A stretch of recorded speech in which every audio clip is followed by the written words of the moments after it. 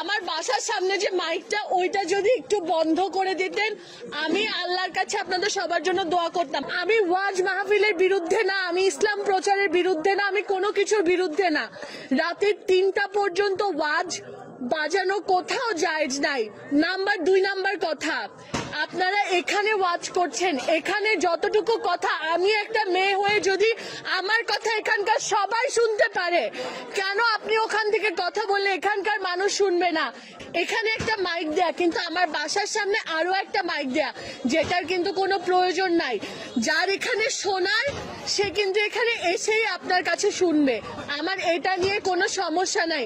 আমাদের শীতের মৌসুমে ওয়াজ মাহফিলের মৌসুম, তো এই মৌসুমে মাহফিল আয়োজক কমিটিরা মাহফিল চালাতে গিয়ে অনেক ভুলভ্রান্তি করে থাকে। তার মধ্যে একটা হচ্ছে গভীর রাত পর্যন্ত লাউড স্পিকারে মাইক চালানো এবং অনেক দূর দূরান্ত পর্যন্ত মাইক দেওয়া।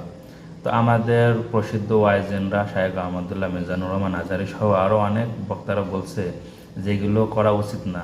অনেক অসুস্থ মানুষ থাকতে পারে বা বিভিন্ন ধর্মের লোক থাকতে পারে, অনেকেই আছে আপনার মাহফিল শুনবে না, আপনি জোর করে কেন তাকে মাহফিলের আপনার ওয়াজ শোনাবেন? তো মাহফিল আয়োজক কমিটিকে এগুলো আসলেই খেয়াল রাখতে হবে। ইসলাম শান্তির ধর্ম, তো শান্তির ধর্ম যদি অশান্তিতে রূপান্তরিত হয় তাহলে মানুষ এর থেকে মুখ ফিরিয়ে নেবে।